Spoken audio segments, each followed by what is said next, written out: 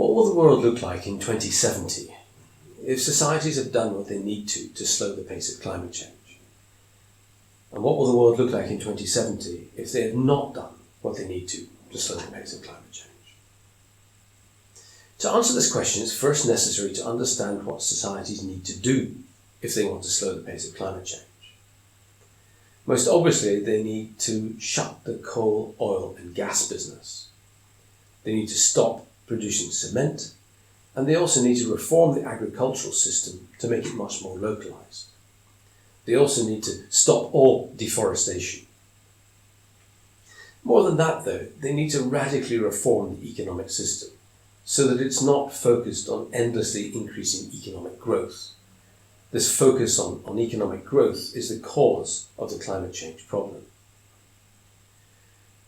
It's also necessary to understand what's going to happen to the climate.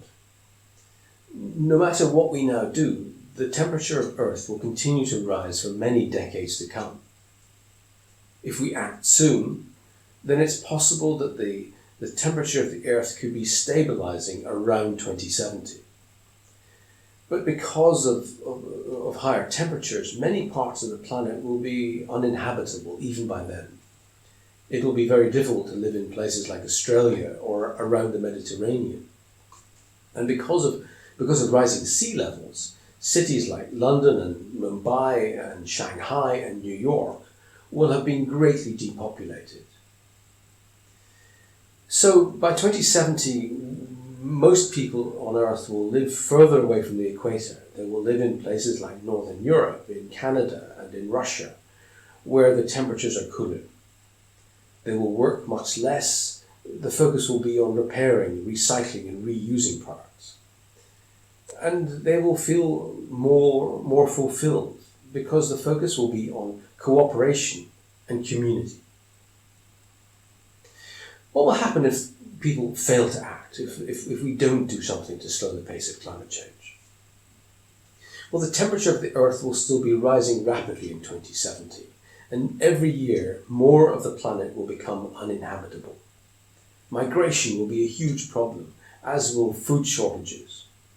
Every year the number of wildfires and storms and droughts will also increase, and viruses and insect-borne diseases will be a constant risk.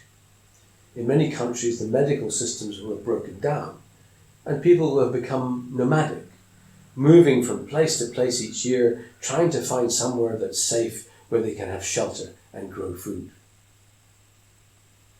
It doesn't have to be like this.